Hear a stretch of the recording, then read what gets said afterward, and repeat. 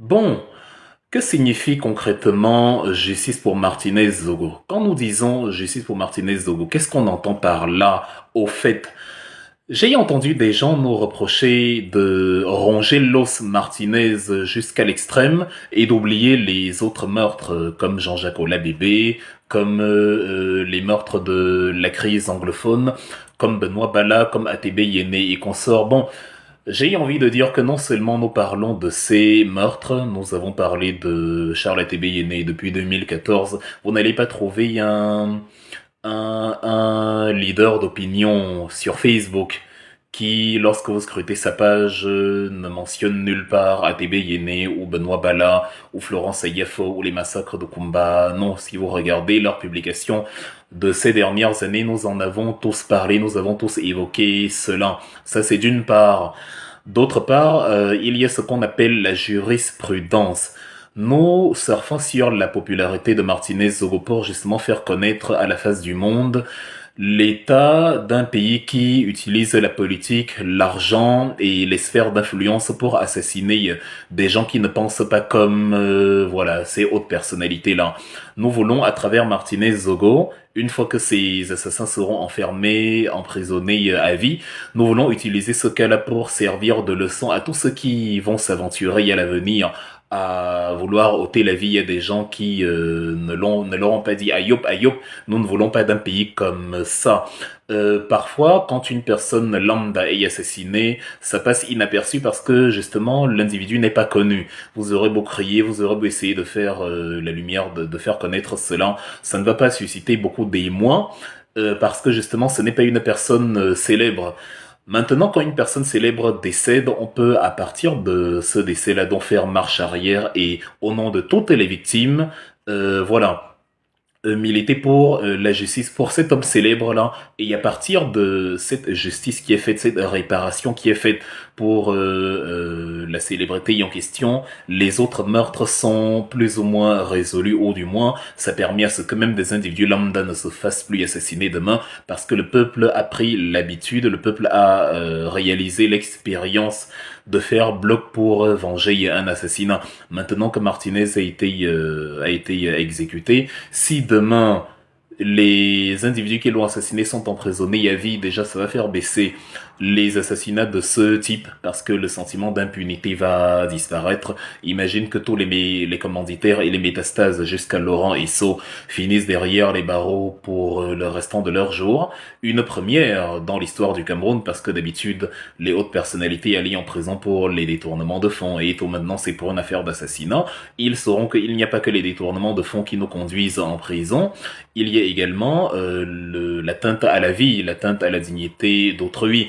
Donc c'est pour ça que nous creusons la piste Martinez. Vous avez vu, le Washington Post aux États-Unis a parlé de Martinez, le Guardian en Angleterre a parlé de Martinez. Ça fait que nous mettons à nu, non pas le pays, le Cameroun, non pas la nation camerounaise, non, mais les malversations d'un gang de malfrats qui se sent impuni parce que les pressions ne sont pas assez fortes. Et à partir du moment où tout le monde se met à se battre pour justement le cas d'un assassinat comme ça, et à partir où la pression augmente, bah voilà, les choses changent, les lignes bougent, et en plus du fait que grâce à la pression, les criminels sont incarcérés, comme je disais, l'expérience, voilà, le stage citoyen que le peuple fait sert maintenant pour la suite, de manière à ce que s'il y a encore un assassinat comme celui-là, parce que bon, la perfection n'existe pas, il y aura toujours ce type de cas, mais de manière moins systématique, de manière plus espacée, de manière beaucoup plus, comment dire, plus prudente, plus voilà, moins tapante. Ça fait que nous sommes en train de réaliser la construction de l'infrastructure morale que nous prônons pour le pays Cameroun. Nous parlons donc de tout le monde et gardez à l'esprit que certains assassinats servent simplement à meubler, à couvrir des meurtres antérieurs. Il est possible souvent que euh, quelqu'un qu'on adoube nous ôte la vie quand même, parce que ça lui permet de bien de renforcer l'opacité sur un premier assassinat qu'il aurait commis.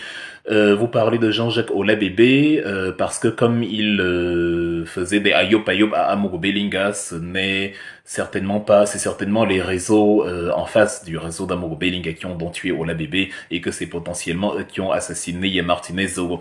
J'ai envie de vous rappeler que la deuxième guerre mondiale commence de la même façon où Hitler s'en va attaquer un poste de radio à Gleiwitz en Allemagne, c'est-à-dire une ville d'Allemagne, attaquée au nom d'un dirigeant allemand par un soldat allemand. Il fait porter le chapeau aux Polonais. Aujourd'hui, Gleiwitz se trouve en Pologne, mais avant, ça se trouvait en Allemagne. À l'époque, avant la fin de la guerre, donc, Hitler utilise cela comme casus belli, le fameux prétexte de guerre, le Vorwand, comme on dit en Allemagne, le prétexte pour aller attaquer la Pologne, donc le fameux assaut du 1er septembre 1939. Les Chinois d'ailleurs ont fait la même chose sur le pont Marco Polo 2 ans plus tôt. C'était en 1937. Il y a un soldat japonais qui est parti dans une maison de passe, dans un lupanar, à la rue de la Joie si vous préférez. Il est allé prendre du bon temps, il a disparu. Les Japonais l'ont cherché pendant toute la nuit, ils l'ont pas trouvé. Ils ont accusé les Chinois d'avoir justement kidnappé et assassiné leurs soldats, et donc ils ont attaqué la Chine, la Mandchourie, et quand c'est une région riche en bonnes choses. Donc il est souvent arrivé que, pour qu'on ne dise pas que c'est moi qui ai fait telle ou telle chose, je m'attaque même à quelqu'un qui,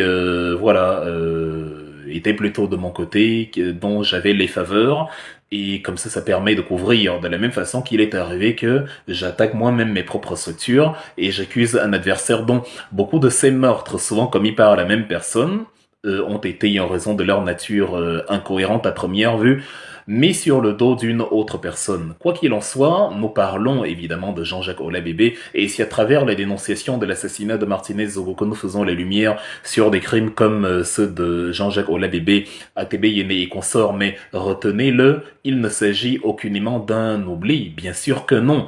Quand nous disons justice pour Martinez Zogo, nous sommes en train de dire justice pour tous les Camerounais. Nous savons que le retentissement est cependant moins grand quand nous disons de manière abstraite justice pour tous les Camerounais. En se focalisant sur un cas comme cela, un cas précis, on rend mieux service à tous les autres qui ont été assassinés.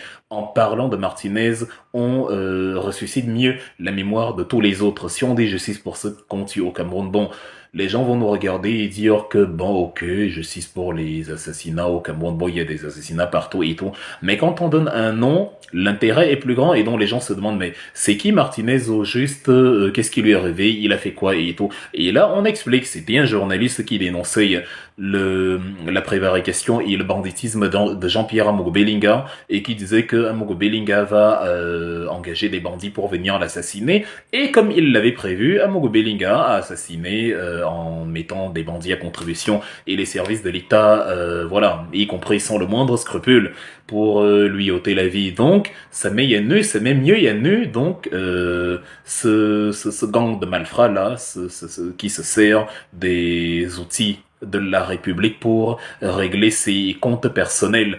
C'est de ça qu'il est question. Ne nous dites donc plus pourquoi vous ne parlez pas des autres. Sinon, vous participez de la diversion, de la même façon que ceux qui nous disent pourquoi vous ne parlez pas de Jean-Jacques Ola-Bébé, alors qu'ils savaient bien que personne ne saute de joie. Après le meurtre de Jean-Jacques Ola-Bébé, il y a encore des Camerounais qui se font violer, assassiner, tabasser à l'heure même où je vous parle. Nous n'oublions pas cela, non. Mais nous nous accrochons à ce cas spécifique parce que grâce à la popularité de Martinez Zogo, nous pouvons faire changer les choses, nous pouvons bouger les lignes.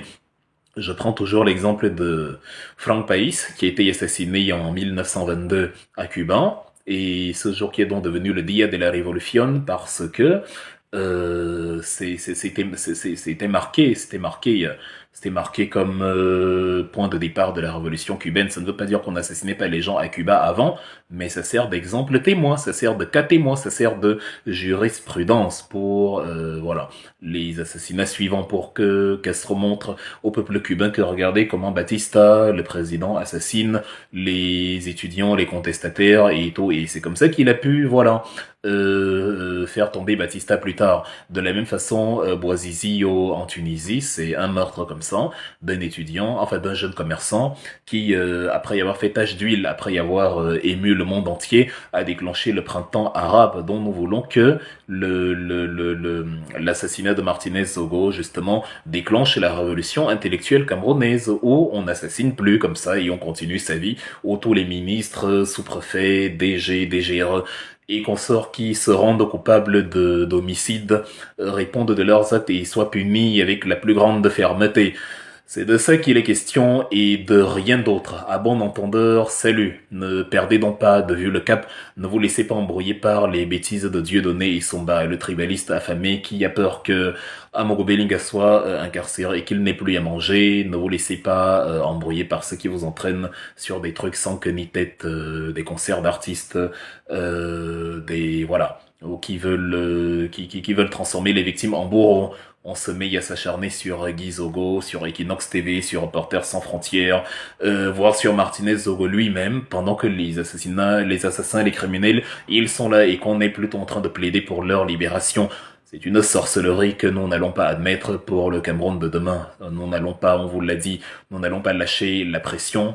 Nous sommes de ceux qui ne font pas dans la langue de bois, dont nous prenons sur nous de dire ce que vous ne dites pas. C'est le gang de Amogo Belinga, Justin Danoué, Eko Eko et consorts qui sont impliqués dans l'assassinat de Amogo Belinga, de Martinez Zogo, pardon.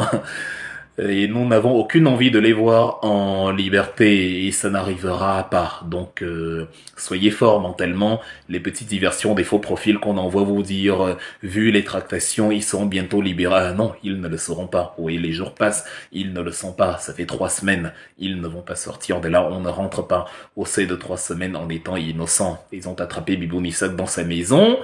Il est encore en prison à l'heure actuelle pour 7 ans. Par quelle sorcellerie vous mettez dans la tête que Amogo Belinga et sa bande vont recouvrer la liberté un jour? C'est y a oublié, et y a oublié définitivement. Justice pour Martinez Zogo et ça passe par l'emprisonnement à vie de Amogo Belinga, de Justin Danoué et de toute la clique de cannibales qui lui ont ôté la vie et qui créent l'insécurité au Cameroun.